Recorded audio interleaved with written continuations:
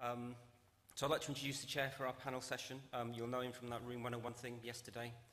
He's Manchester Metropolitan University's Client Services Manager and Professional Talker, Mr. James Woodward.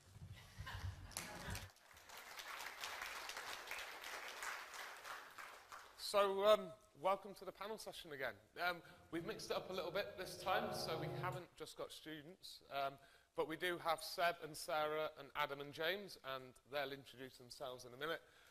The idea of the session is that we'll pose some questions all around the topic of people, so that's what we're looking at. This is a great opportunity for you to win one of the awards, which is the best question.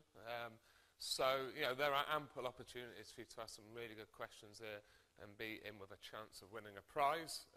I'm not sure what Mickey Mouse has done behind me, but I think that might be for the parallel session afterwards. So that looks quite exciting if you want to stay around for a bit of Mickey Mouse. Anyway, let's start by introducing the panel. They're just going to give each panel member just introduce themselves. So first of all, we've got Seb.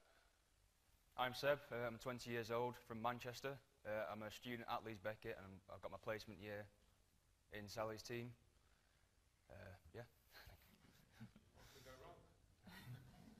Hi everyone, I'm Sara. I'm a recent philosophy graduate and I'm currently working as a student engagement officer on a project at the University of Sheffield to replace our student admin system. My name's it's quite loud. My name's Adam. I'm the outgoing postgraduate officer at the University of Bath Students' Union, so that's the first full-time paid role as postgraduate officer. My name's James Smith. I'm Director of IT at Birkbeck, University of London, and I'm also actually a postgraduate student at UCL. Is there anybody from UCL here? No, good, I can say what I like. Okay. I think we can all say what we like, but it is being streamed, remember. So word might get out, and there's a lot of people on Twitter. However, you know, as we all know, we like to cause a bit of controversy and like to address the main point. So the first question I've got for the team, all around people, and it's about the kind of support models that we try and engage with and employ. So when I turned up at MMU, we decided that IT didn't want to speak to anyone, so face-to-face, that is. So the only mechanism, and it's still true to this day at the moment, of kind of raising a call or a query with our IT services department is either phoning or by emailing, and that's all we had. So we didn't have any face-to-face support because that was deemed unnecessary now. So what are your views on kind of face-to-face support versus, sorry Mickey, versus the telephone and email interaction? Do you value face-to-face support? Yes, I agree with face-to-face support over just phone and email. I think talking to a person is a lot better at getting your point across or your issue across. I think over the phone and email, if you're struggling to explain it, you might be able to demonstrate to the person. And sometimes people might come across bad over the phone, or the person on the other end might not seem as helpful as they do in person. Okay, fair enough. Sarah, would you agree with that?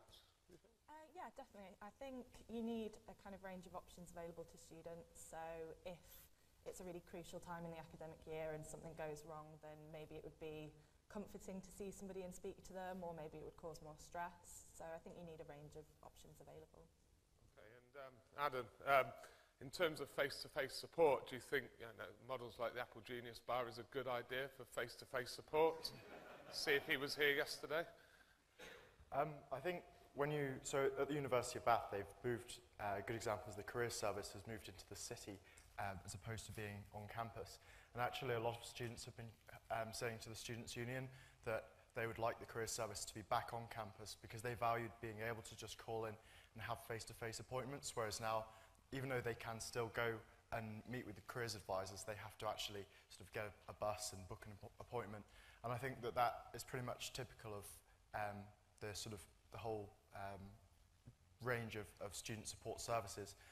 Students want to be able to just call in and seek advice sort of immediately as opposed to having to wait or as opposed to having to send emails.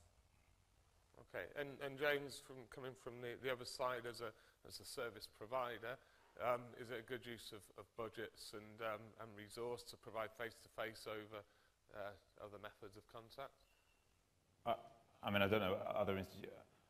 Birkbeck, I don't know, most people probably don't know anything about Birkbeck. Birkbeck's a slightly odd institution in that we specialise in providing higher education for working age population in London, and our students, by and large, I mean, this group of people could be our student audience. Our average undergraduate is about 30.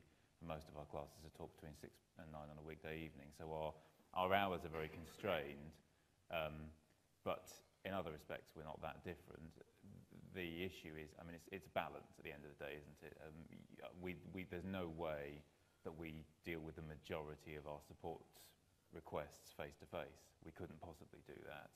And actually, I don't think most of our students would want that. If you're sat at home trying to do something at 9 o'clock at night, you don't want to traipse somewhere and have to deal with it. As I said, I'm a UCL student part-time for my sins, and I have never visited their IT desk. But I have had to call them to get them to reset a password because they have some bizarre password reset policy, but never mind, we'll move on. So I think there's an argument for investing a certain amount in face-to-face support for the people who want face-to-face support for the more complex queries.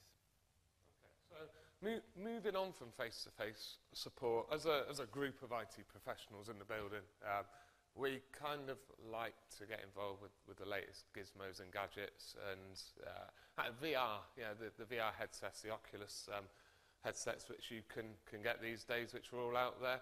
How many of you have tried in the room to try and do some kind of support with a VR headset and the latest technology? Has anyone tried to deliver any support that way yet? No. Interesting. That is interesting.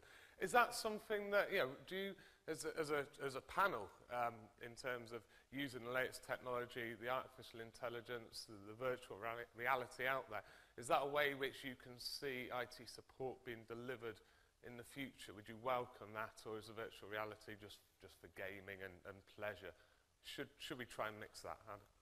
I was at Keele University last week, and they've actually got a, I think it's for the health clinic or something like a surgery with VR, with 360 room with VR on the ceiling, on the walls, and they would go around and program this software. It's like a game where you got to identify what's up with the patients by reading, and apparently it's been a great development with them, and the students like it because it's more interactive and a lot more fun than a lecture. Okay, has anyone else on the panel got an opinion on the use of artificial intelligence and virtual reality in terms of delivering support and enhanced learning? James? Well, I think it's horses for courses, isn't it? I mean, ultimately, what most of our students are being assessed on is written work, and that hasn't really changed in however many 100 years. The fact that we're now using computers to produce written work as opposed to a bit of papyrus and a duck's feather or something, that hasn't changed, and while that is the case, the level of complexity in the technology we're supporting is not that great. Now, in things like medicine, you can see great potential with using augmented reality, certainly, to be able to look at a patient and see within them. But I suspect for quite a lot of our written subjects, there's less capability, less potential for that. Right, okay. So one of the other things that came up in the Room 101 yesterday was the self-service, the unexpected item in the baggage cart. But you know, a lot of us will be Amazon customers in terms of everything is automated, everything works online, and there's an always-on service that you can have access to 24/7. So if you've got people working in the evening when staff aren't available to be on the phone, then self-service plays a part in the kind of service that we're looking to deliver. So as a group yesterday, we decided that we were going to put poor self-service into Room 101. But from a student's perspective, being able to get 24/7 support, do you think there is a place for self-service? Do you find poor self-service really frustrating, or do you like the opportunity to try and have a go through self-service rather than no options at all? Seb? Personally, I don't like it. I like talking to people. It's a lot easier to get your point across, like I said before. and I guarantee a staff member knows where something is or what an answer to your question is, than a self-service online bot or something like that might not understand what you're saying. Sarah, have you had any good or bad experiences with self-service? Definitely had the unexpected item in baggy area wanting to throw something at a self-checkout. I think it's a lot easier to get frustrated with that kind of self-service approach because it doesn't offer the same kind of customer service, it can't empathise with you, it's much, like you're saying, much harder to explain your points sometimes. I think there is a place for it in terms of offering kind of out-of-hours support, but it needs to be accessible to everyone and it needs to be clearly signposted and understandable. Adam, have you got anything else that you would add to? I think that, you know, it can be very useful for students having online resources, especially for self-service or self-help, but it's about the signposting, and actually it's all well and good having resources online, but if a student can't easily access them, then it's basically pointless. And I think, you know, all too often there's so many different departments across universities that have their own sets of online resource that it really is the case that you have these massive web pages where it's almost impossible to find anything that's useful. Okay, we're going to open up the questions to the floor now. Has anyone got a first? You've got someone behind you, Bob. What does the panel think about instant chat as an alternative for getting support? Sarah, do you want to take that one first? I can. I've used it a few times in terms of kind of with mobile phone companies and that sort of thing, and had fairly good experiences. Again, I think it depends how flexible it can be to the way the person is expressing their needs and asking their queries. I'm not sure. Yeah, I'm not sure what else to say. Adam, anything you want to add about chat as a means of support? It's something that the Students' Union at Bath has been looking at doing within our student support team, so that especially distance learning students can easily get in touch. And I think that for those sort of more abnormal mode of student study, such as by distance or part-time, it is a good resource to have there. But obviously you have to make sure that that is staffed between the hours of at least 9 and 5, and so it can be quite resource intensive. James, from your perspective of you know, delivering a different kind of model to the traditional university model, do you see chat as something that can complement your services? Well, potentially. I mean, arguably, in terms of resourcing, it's no different to having somebody sat behind a desk in a self-service in a service desk environment, or somebody sat answering the phone. It still requires. It's a form of support that requires a human to sit and do something. So the slight difference with the chat is it allows you to have potentially more than one chat going on at the same time. But whether that truly works, and our student services team have started doing that, and they think that does allow them to effectively use their resource more effectively and service more than one person at the same time. But I guess that is slightly dependent on how long it takes the person at the other end to type. You're playing on the fact that it takes people a little while to respond, so you can sort of have more than one conversation going at the same time. I think, can I just go back to the previous point about self? Because I think there's a distinction to be drawn between allowing people to complete predefined transactional processes where both the participant and the organisation have a clear idea of what that process is, and allowing them to just do that themselves rather than without that having to be mediated by a person, and just asking free-form questions. And I think that's where this sort of breaks down a bit, actually. I think you take Amazon as a business model. Actually, it's a very simple business, really, at the end of the day. They sell stuff. They list stuff, and you can buy units of stuff, and they fulfill that stuff. And there's a relatively small number of processes around that. You buy stuff, you return stuff, and they've got bigger. And there's some, they've obviously worked out that they can make money out of selling all sorts of other services alongside that. But at the end of the day, that's it. It doesn't really matter to them what the stuff is, or in fact where it comes from. The thing about, and also they're a young institution, they're a young organisation that haven't got several hundred-year-old business processes and staffing complements that go along with that. I mean, I had a very long argument with our erstwhile director of HR at one point, who was saying, well, why can't we be more like Google? Why can't we be more like Amazon? And I said to her, well, you know, Google started with 2 blokes and 1 PC in a garage. And then they built the entire organisation was built to be lean. It was built to be self-service. It wasn't built by, you know, a massive bunch of people who've gradually transitioned from quills and ink, at some point added some people with computers because that sounded interesting and might help, and then are still trying to drag themselves through the Industrial Revolution into the digital revolution. We have far more complex business processes that are executed on a daily basis, most of which are not terribly well defined in either the eyes of the people delivering them or the people consuming them. So I think it's, from my point of view, we're sort of conflating two sets of things. I think we absolutely should be providing self-service access to well-defined processes. I want to change my password. I do not want to talk to somebody about that. There is absolutely no point in that. I don't know. I've been told to write an essay about rocket science, and I don't know where the books on rocket science are. Do we have journals about rocket science? Can you help me? Do we have any software that will support my use of data on rocket science? Then you want to start talking about talk to people who have some understanding of that domain of knowledge.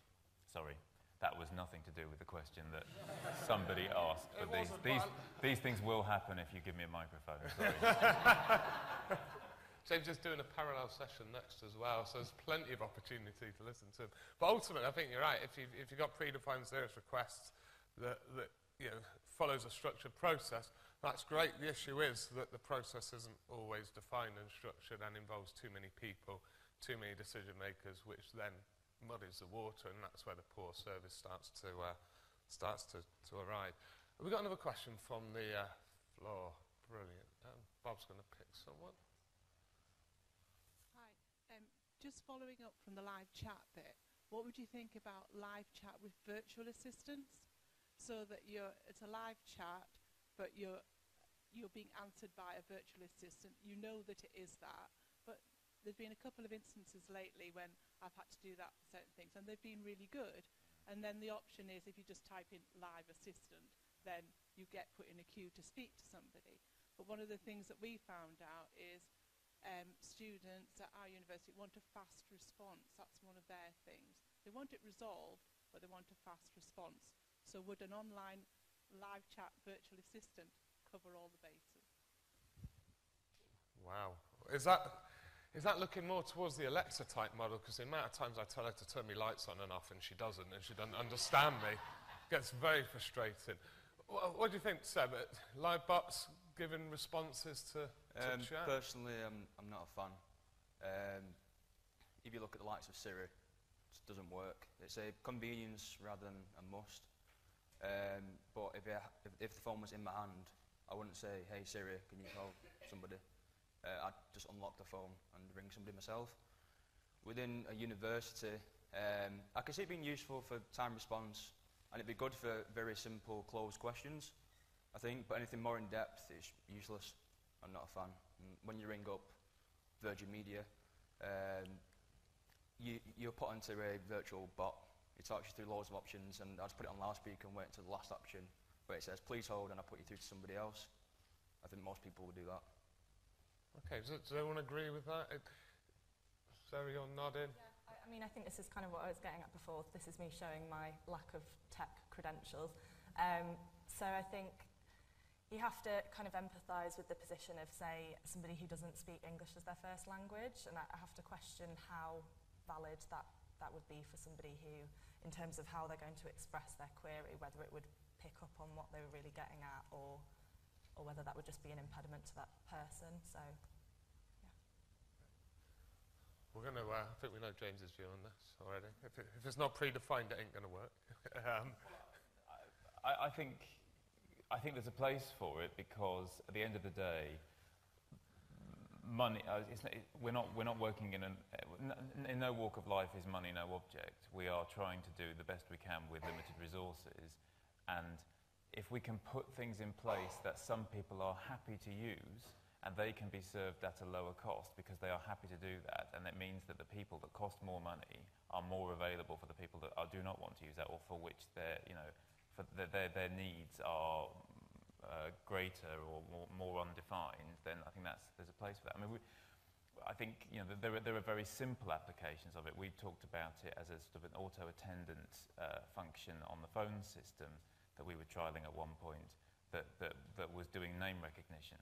So you could phone our main switchboard number, and we could say, have an auto-attendant that says, "Welcome to Birkbeck College. If you know the name of the person that you want to talk to, press 1," and it just asks you the name of the person, and it tries to recognise what you've said against our phone directory and put you through, and if not, it then falls back to a person. That is dealing with a proportion of the resource. Sorry, that's dealing with a proportion of the requests at no staff cost. And I think things like that are the way it will develop. So it's having a flexible approach to support and a flexible strategy.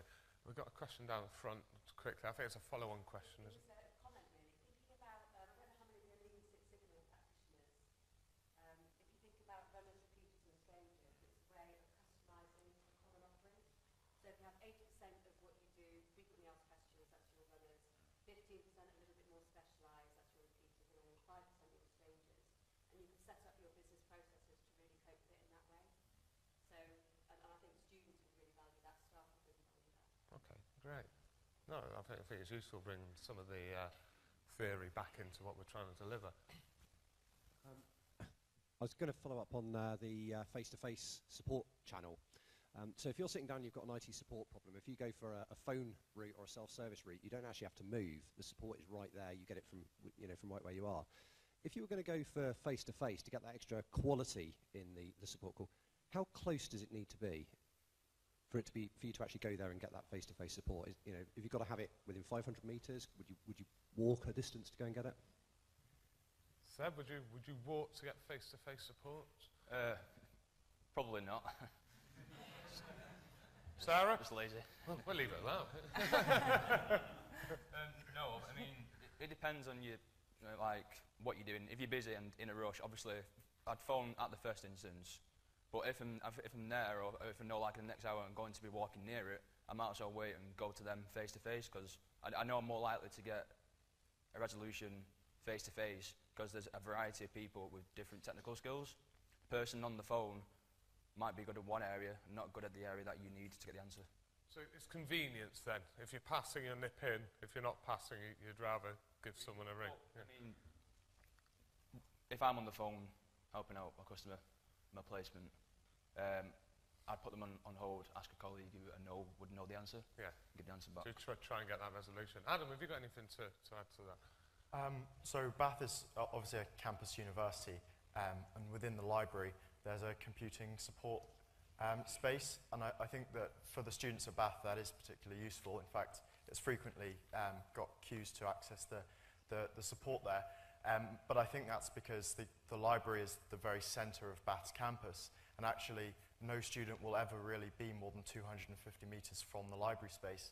But if you look at my undergraduate institution, which was Nottingham Trent, for example, that's a city campus which is spread across the city, and so I probably wouldn't walk from one side of Nottingham to the other to speak to someone. And so I do think that that's the consideration, really, that has to be made.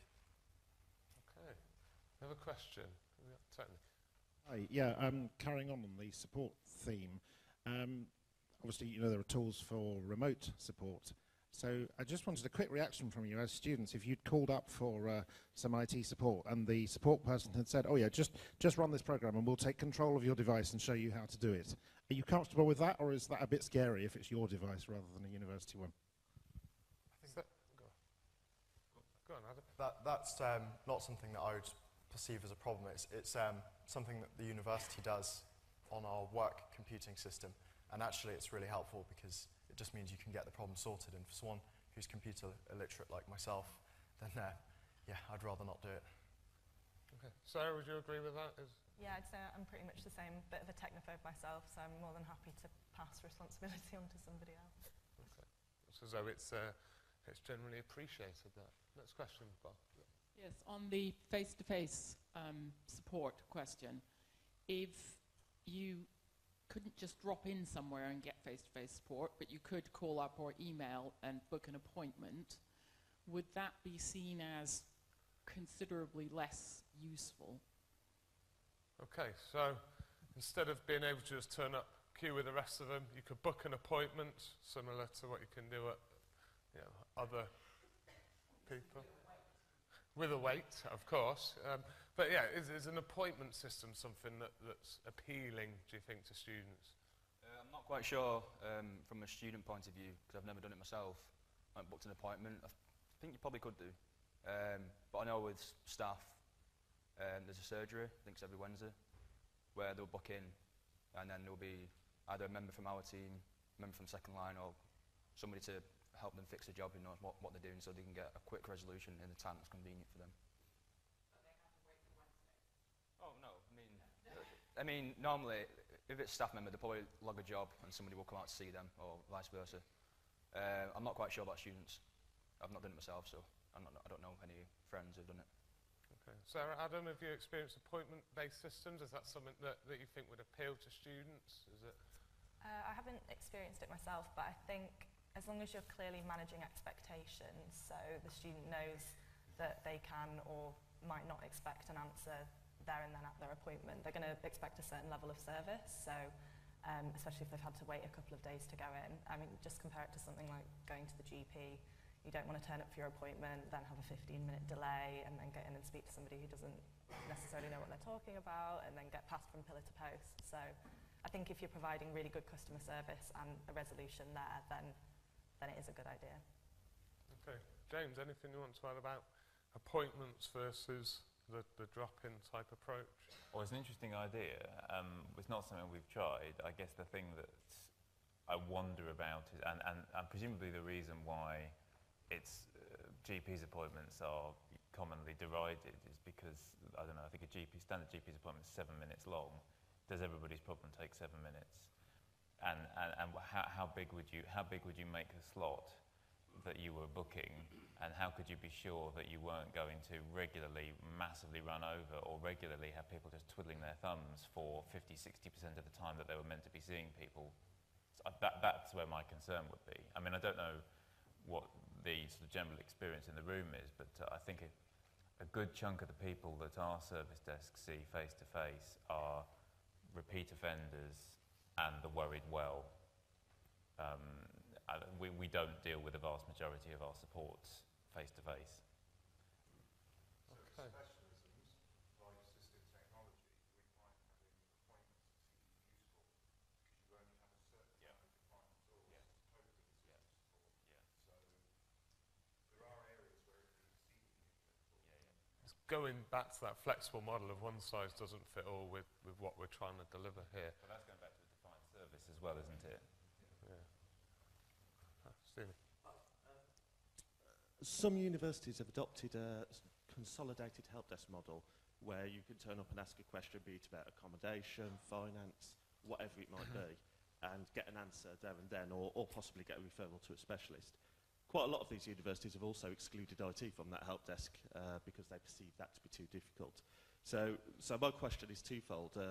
First, is that a model that we think is a good model, that there is a one-stop shop for any question you have? And secondly, if so, is IT just so fundamentally different that it will never work in that model? Right, so the one-stop shop, I'm sure we've all been discussing this for 10, 15, 20 years. Adam, do you think a single place for students to go as a repository for questions is a good thing, or do you'd rather go to each section for their own specialisms and get support that way? It's not something that Bath has done, and I think it's probably for the better, because if you have a signposting system, then that's fine, but somebody still then has to travel elsewhere to potentially get support, because it's unlikely you'll be able to have that desk manned by someone with all of the answers, as it were. So at Bath, you'll find that student services, computing services, the library, Students' Union Advice all have their own areas, and I think that as long as you signpost those areas effectively from the moment that students arrive at the university, it's, in my mind, a far more effective model. Sarah, would you agree with that, or do you think one place for students to go to answer everything is University Google, for example?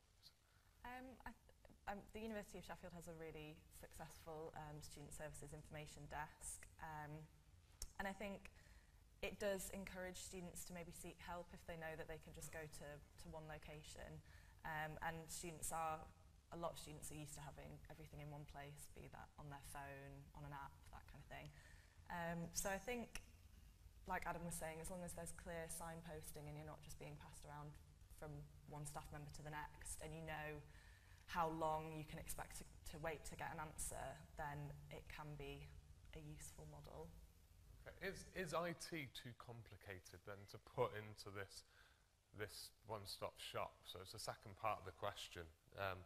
James, what are your views? Do we make things hard for ourselves? I could talk for hours about this, and I won't. 8 years ago, I'm still having flashbacks, we consolidated a number, but certainly not all, of our front-of-house service desks into a single location. We banned the use of the phrase one-stop shop because we quickly realised that was a hostage to fortune, because the idea that there would be one stop in there it's not achievable. And as somebody's already said, the idea that you might have somebody that could actually genuinely support the full breadth of services at a depth sufficient to answer actually most of the queries that come in without paying them more than we pay the Vice Chancellor is not manageable. I think it's about segmenting. It's about the layers of support. There's IT support and IT support. Arguably, at one level, changing your password, that's IT support. Now, in the bad old days, those people used to be referred to the IT service desk to change their password. We made that a self-service function, and the student centre staff can now support students using that self-service. And actually, arguably, one of the reasons why we've pursued self-service is as much about allowing junior grade staff, generalists, to be able to support students using the self-service than it is to allow the students to do it themselves. So when we first built our student centre, in fact we're about to gut it and redo it, we didn't have a great deal of self-service functionality. We aspired to have self-service functionality. So if you go in our student centre at the moment, what you'll find is a whacking great desk where people were meant to stand behind and serve students, and a relatively small bench with self-service PCs on it. We're about to rip out the desk because everything that the staff can do, the students can now do themselves. So we're just going to flood it with self-service PCs and have mobile staff wandering around helping students do the things they can do themselves, because it massively reduces the training burden for our staff, and it means we can have staff supporting more than one student at once.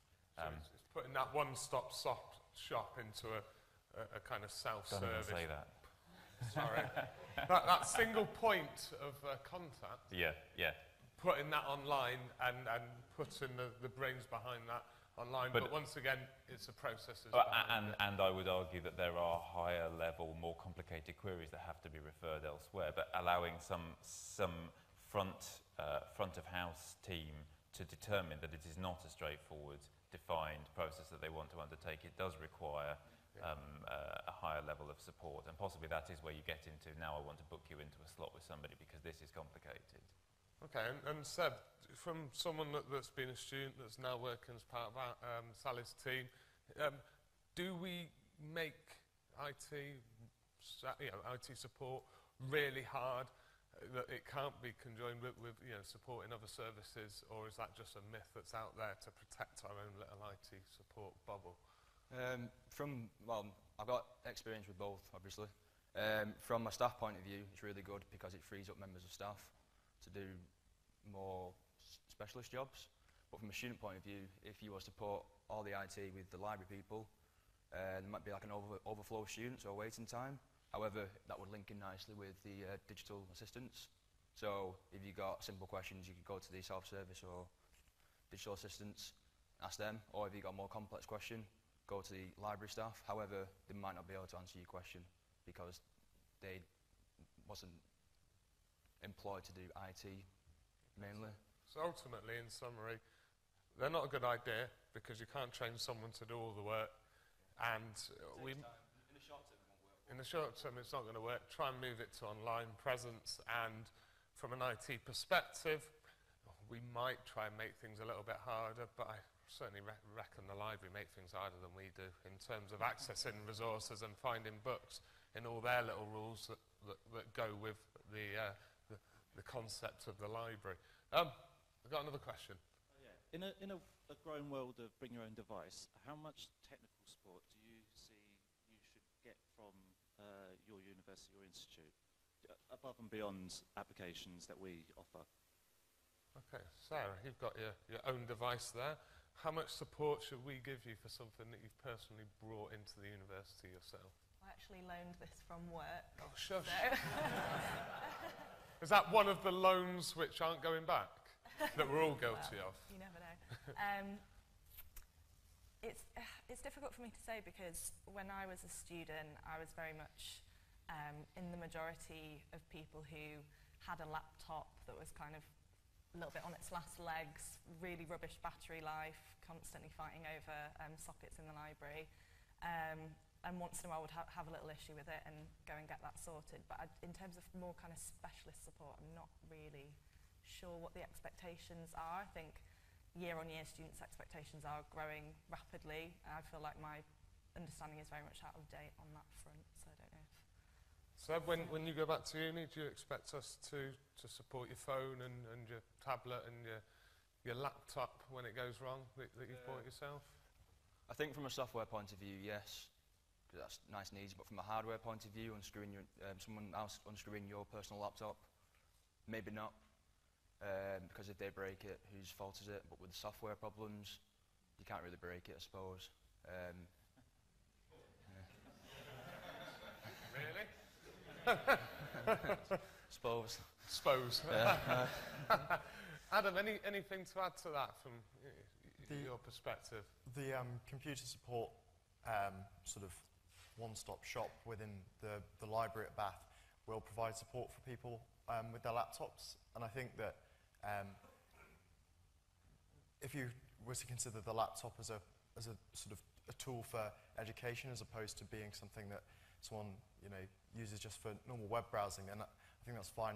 I would probably not really be in favour of the university supporting people's phones though, because of resource constraints. But certainly, if you look at the way the library is at Bath being shaped out now, a lot of the desks are having power sockets but no desktop PC because people will bring their laptops with them.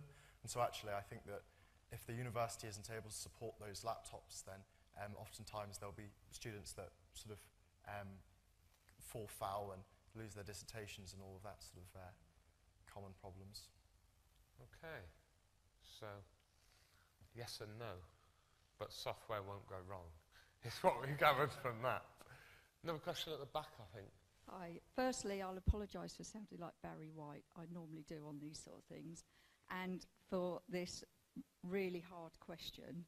But if you had to choose an animal, which animal would give the best IT support? Right, come on, James, you can have that one first. Good grief. I mean, something with opposable digits. You can't, get a plug in a VGA cable without being able to undo the little thing. So it'd have to be a primate of some sort, I guess. Primate.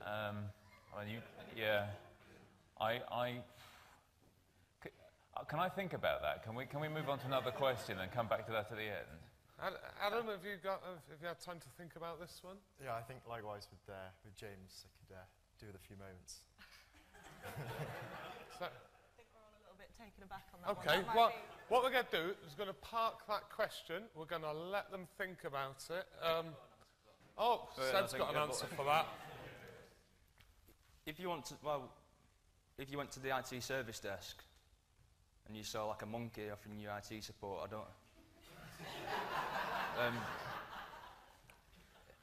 I think they struggle more than us, maybe.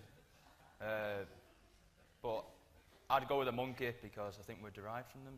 I mean, evolution and all that. Wouldn't go like an elephant too big or something So like an that. elephant's too big, and because we come from monkeys... Yeah, yeah, why not? But, I mean, if you was to turn up to IT service desk and the monkey was there, yeah. Right. We'll go back to that one. Hi. A lot of our correspondence is done over email with customers. Anecdotally, some students don't like their email very much because it's full of what they consider spam. What would be your preferred kind of way of corresponding with the service desk? And does that extend to anything like Facebook or anything else? What are your kind of hopes and expectations around that? Okay. Sarah, how would you like the service desk to correspond with you? I mean, I think in principle, email functions properly as long as students aren't getting spammed elsewhere, which does unfortunately tend to be the case. I think any kind of system which offers some sort of notifications function is quite helpful, so students can get alerts to their phone, for example, and allows them to stay on top of that kind of correspondence. Seb, anything to add on the communication side of things? I'd probably keep it internal, so university email. I wouldn't give them my personal Twitter or Facebook. I mean, if I've broken their laptop and I've tweeted about it saying I've just broken the service desk laptop, took it back, and so now they want me. I mean, so you're quite happy for us to use, you know, the university email system? Yeah, I think that's the limit. I think anything else is more personal use. So you'd rather keep Facebook for fun? Yeah. And Twitter for monkeys? Yeah. Okay, do we have another question? We do. We've been talking about a lot of systems and services that are in the cloud. Is there anything that you don't want to see go out into the cloud, maybe through privacy reasons, besides the good old IT help desk that you say you want to keep? Adam, anything that you don't want to see in a cloud? Or aren't you bothered? No, I'm not particularly bothered, to be honest. And I'm afraid there's a question that probably slightly exceeds my expertise. Sarah, anything you worried about services being run from the cloud? I'm the same. I don't really know enough about. Okay, so the cloud is someone else's data centre, right? That's all it is. It's just not yours. Yeah. In simple terms, that other people run for you. So, in terms of the university hosting services within their own kind of buildings, they can give them to other people to host in simple terms. This is how I explain it to me mum, who wonders how they get wires up to the clouds.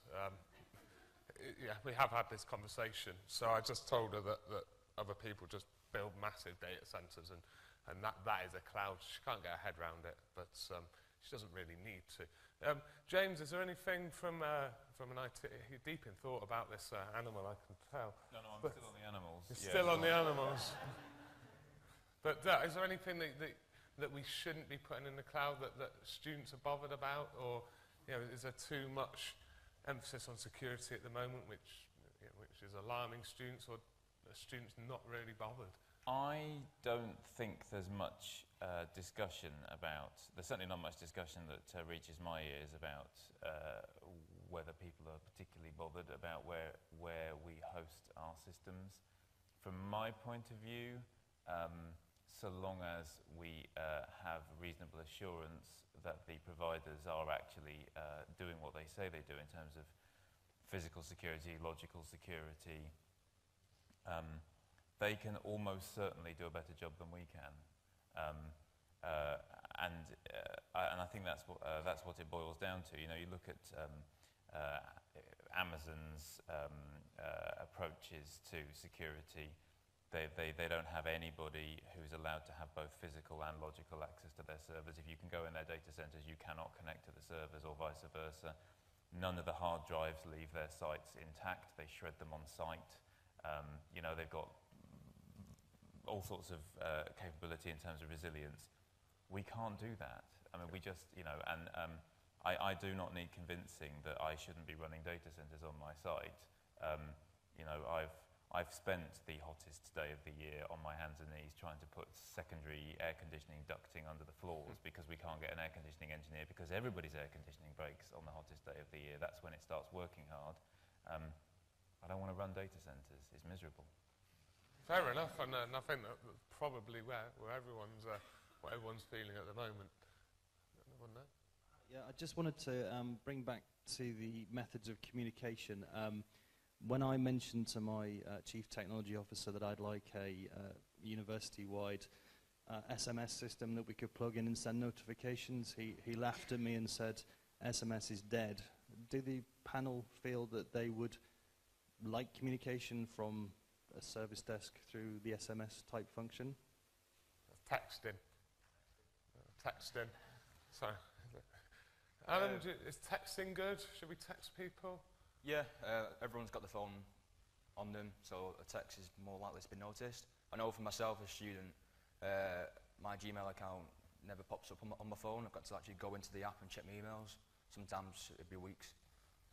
So I think with a text, I'd know it straight away. I think every other student would. Sarah, you're the same? Is texting a good means of communication, do you think? I guess it depends on your battery life.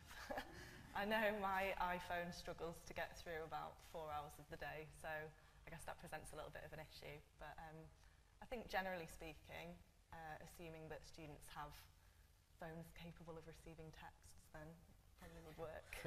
You'd be surprised. Adam, do you agree with that? Would you say texting's still there? I'm not sure I'd be a massive fan of going down a texting route, to be honest, because to me it would run the risk of becoming spam. But something that Gordon and my colleague Ben have been looking at it from the Students' Union and university side is having an app which will be hopefully be able to be used for things like service support. And I think the push notifications through an app would perhaps be far more effective. At least with an app, you can easily go into settings and turn off things like push notifications. But I think with a text, it would feel a bit more as though you were being bombarded. So yes, at MMU, we do use the Meerkat text messaging service, but it's mainly for university-based phones. So when we were having some issues yesterday, we were able to text all our users and let them know of that. The thing is that people don't like using it. So in terms of we don't like using it, or there's a perception that it all costs money. Every single text that you send out is it's a great form of communication, but it only gets those with a staff mobile. It doesn't get everyone, unless it certainly doesn't go out to all the students either. So but then there's other methods. WhatsApp is becoming more prevalent out there, and should we be looking at WhatsApp groups and things like that as a means of communicating? It's horses for courses, isn't it? I mean, if you, as you just said, you can switch off push notifications, but using some app and push notifications on iOS or whatever, A, relies on people having that level of technology, and B, relies on them opting into it.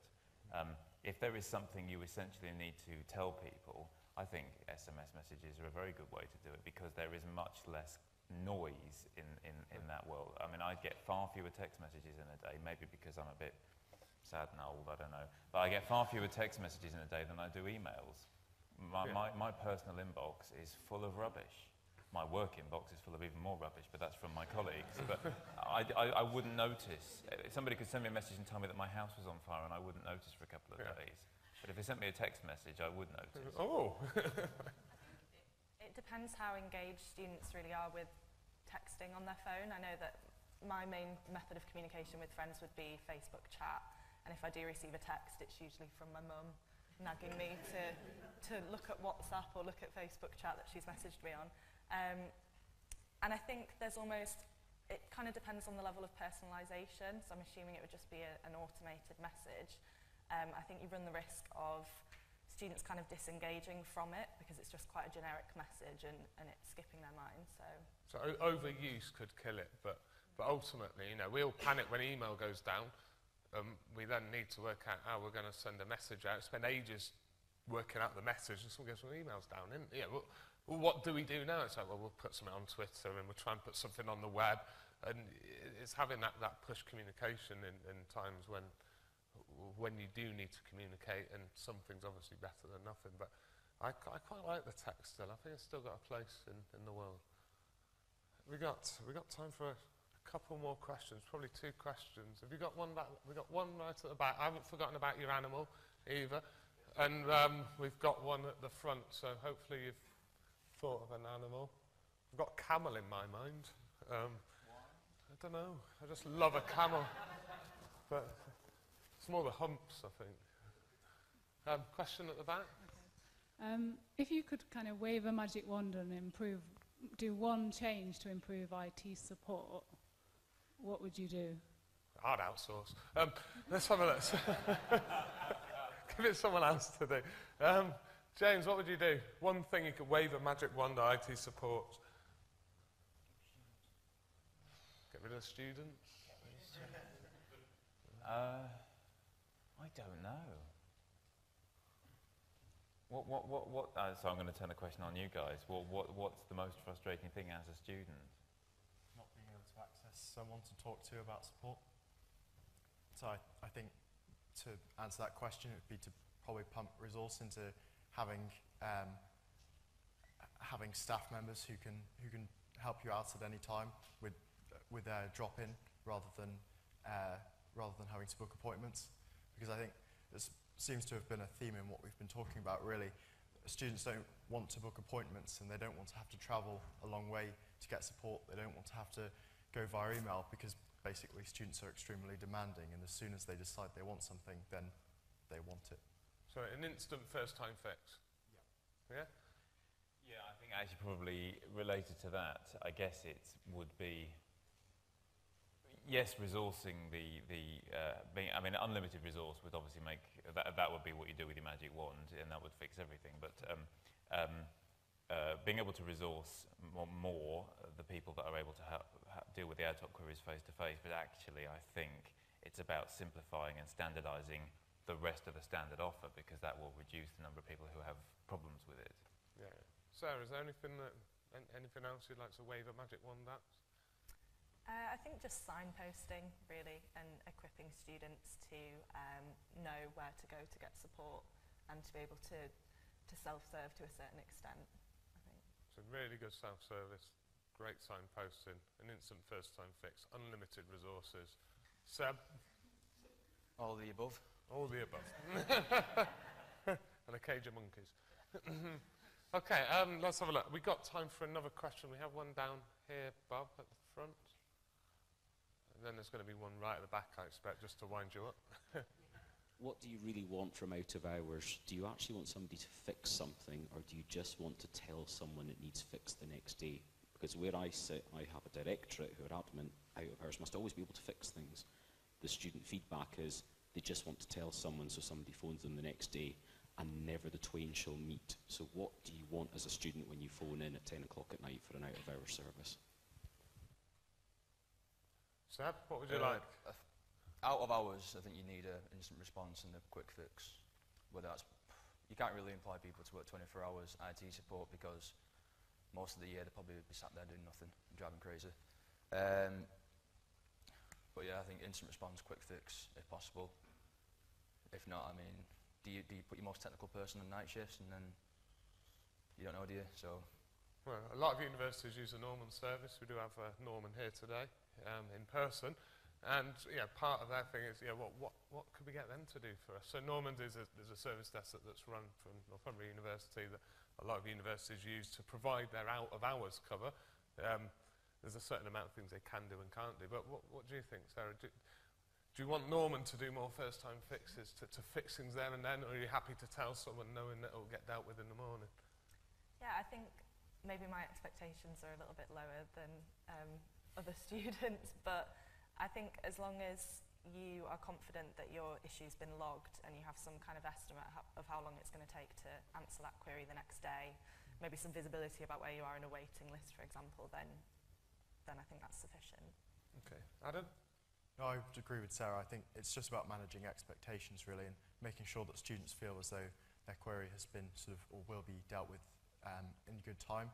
It's sort of a conversation that in the past year I had with some students around admin rights, and the fact that they wanted to be able to request to download some sort of non-typical software in an evening or a weekend, and they wanted immediate approval. But actually, I think it's just about explaining to them that you can't be having people working 24 hours, both because of resource and because they have a life, and that in reality, that there will be points in time at which students just have to wait. Okay. I'm going to go back to the illustrator's favourite question. It's got to be. So back to the animals.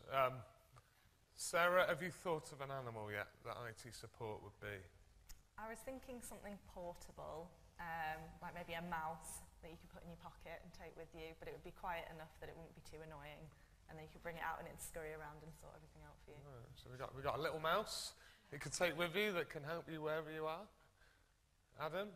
I think an owl, because I think the two most important values would be those being wise and patient, because I think that will help you both deal with students and help them. Okay, good answers. James, have we got an animal? Well, I'm wondering about the owl. I've got a 5-year-old who watches a lot of Peter Rabbit, and the owl is not patient in Peter Rabbit. It's a blend, isn't it? I mean, sorry, this is trite, but we don't probably want, genuinely, we don't want identikit staff. Different staff have different strengths in different areas, and that's probably true of the animal kingdom. You want the people who will doggedly pursue a problem until they fix it. Something like a terrier that just will not let go. You want people that will self-organise and sort things out. If you watch ants and you put something in the way, they will work out how to move around it as a group without having some sort of overall control telling them that's what they have to do. I was thinking about if your communications go down, you probably want some pigeons. Well, interestingly enough, someone did have some pigeons have I made this this morning hard in their enough room. for the person that's drawing it? Just giving them a list of animals Yeah. now. We could add lion, because we are the king of the jungle, of course, as Brilliant, well. yeah. Have you come up with a reason for the camel yet?